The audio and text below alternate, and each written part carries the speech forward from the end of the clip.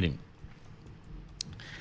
parece ser, parece ser que la situación de La Vega no es solamente un tema de, digamos, la asunción de un nuevo alcalde allí. Esto se ha convertido en los prolegómenos de lo que pudiera ser probablemente un conflicto que pudiera ser más temprano que tarde en el PRM por la sucesión del poder del presidente Luis Abinader. Yo recuerdo, y quiero hacer un ejercicio parecido en el día de hoy, en unos 45 días aproximadamente después de Danilo ganar su reelección en 2016, específicamente en octubre, recuerdo que me puse a reflexionar sobre lo que había conquistado ya el PLD. Hice un símil. El PLD para mí se convirtió en un imperio en ese momento, así lo bauticé. E hice un símil con el Imperio Romano.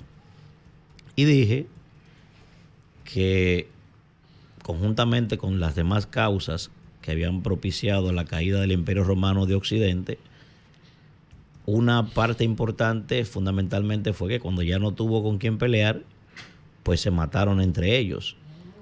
Y entonces escribí un artículo, el PLD y el Imperio Romano. Y presagié allí, repito, casi 2 meses después del triunfo, que era una cosa impensable, que el PLD, si seguía ese camino, pues iba a perder el poder en el año 2020. Y así pasó. Pues hoy, viendo lo que está pasando en el PRM, recuerdo que dije cuando el presidente ganó, que me parecía un gran error el hecho de que el presidente de la República primero se desprendiera del poder, como lo hizo tan temprano, que el poder tiene elementos que son tangibles y otros que son intangibles, sobre todo cuando usted busca un número de reformas estructurales, usted no puede desprenderse del poder. Yo entendía que eso debía ser a partir de 2026, todo ese proceso, decir, no voy a propiciar estos candados, pero pasó. Y cuando hizo la reunión aquella, recuerdo que dije, habló de los posibles candidatos, dije que esa reunión iba a adelantar los conflictos entre esos aspirantes. Y parece ser que lo de La Vega es ese camino. ¿Con qué quiero comparar este proceso entonces? Miren, me parece que el PRM está atravesando el famoso reinado de los diádocos, que son, así se le llamó al reinado de los sucesores del gran Alejandro Magno en el Imperio Macedonio. Después vinieron los epígonos, ¿verdad?, que fueron sus hijos en menor medida. Pero ¿qué pasó allí? Bueno, muere Alejandro Magno, que había conquistado inclusive territorios que su propio padre Filipo II no pudo. Un imperio gigantesco, súper poderoso. Y cuando este hombre muere, entonces sus generales se quedan y se reparten el poder a través del famoso pacto de Triparadiso. ¿Por qué lo comparo con esto? Bueno, porque considero a Luis, después de Peña Gómez, ser quien encabeza el mayor liderazgo, la mayor cohesión en ese partido. Y digo después de Peña Gómez porque es muy natural que la gente espere un conflicto en el PRM, porque en esencia el PRM es la epigenética del PRD. O sea, su genética es esa. Hay una pequeña variación en su fisonomía, pero la genética no falla. El mayor éxito de Luis, que lo he dicho, ha sido mostrar credenciales que separan al PRM del PRD. Pero esto que estamos evidenciando en La Vega, esta lucha temprano, es lo mismo que pasó allí. Se da el pacto de Triparadiso, Pérdicas, que era uno de los generales más cercanos a Alejandro, ¿verdad?, toma la regencia del imperio y reparten en lo que ellos llamaron las satrapías, que no son otras cosas que lo que nosotros conocemos como gobernaciones. Seleuco por un lado, Ptolomeo por el otro, Lisímaco por el otro, en fin, Pues esta gente empezó a matarse, señores.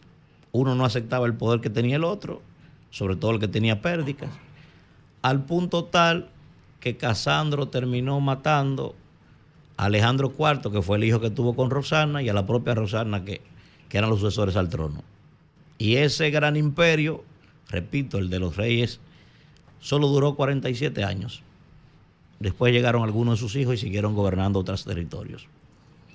Entonces, Luis, por eso hago la comparación, hago el símil, Luis está tratando de repartir ese poder. Evidentemente que su mayor legado va a ser, si sale del poder, por dejarlo en manos de uno de ellos. Pero parece ser que este es el exordio de un conflicto que ojalá se detenga.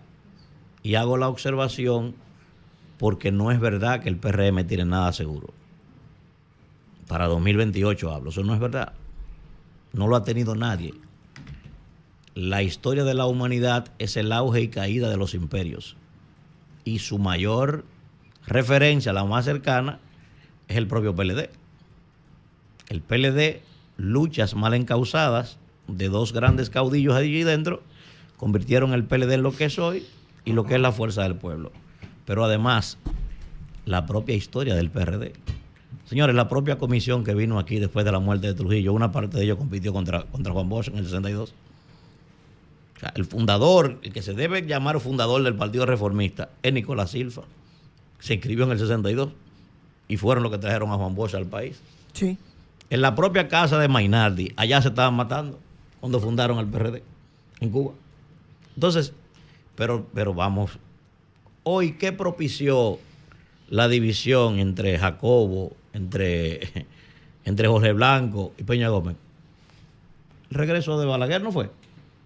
¿Qué propició allí los conflictos que habían entre Juan Bosch y el propio Peña Gómez, ya que ocupaba el liderazgo? Fue la división del partido. Pero Atuey de Camps y el propio Hipólito Mejía y Miguel Vargas Maldonado. ¿Y cómo nació el PRM? De la división de Miguel Vargas Maldonado, Luis Abinader e Hipólito Mejía. Sí. Entonces, si ustedes no entienden que la historia les está persiguiendo, van a tener problemas. He dicho que aquel que quiere saber de política tiene que recorrer 3 caminos. Cuando hablo de saber de política, me refiero a política desde el punto de vista de la ciencia. Cualquiera habla de política. Primero, dominar mínimamente los acontecimientos internacionales y la dinámica geopolítica. Porque ya en un mundo globalizado nadie dirige un Estado, sobre todo un Estado pequeño y pobre como este, sin medir el impacto que tiene la dinámica internacional en la economía y en el propio país. El que está ajeno a eso está chachareando. Segundo elemento. El segundo elemento es, para la dinámica sobre todo de las campañas electorales, aprender a jugar póker callejero. El que quiere saber de argucias, de estratagemas y de lo que se da en el campo de la pólvora, como le llamamos los asesores políticos, en las campañas tiene que aprender a jugar póker. La gente dice ajedrez, pero yo prefiero el póker. Y lo más importante, señores, es estudiar historia política. Constantemente usted tiene que estar pendiente de la historia política, porque el poder es uno solo, el poder va repitiéndose, lo que cambian son los actores y el escenario.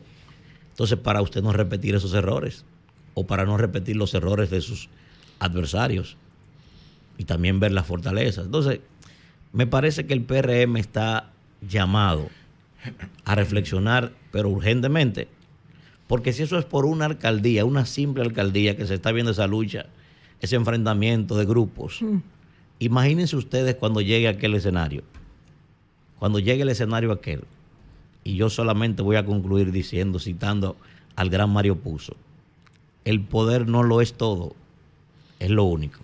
Maestro. Cambio y fuera.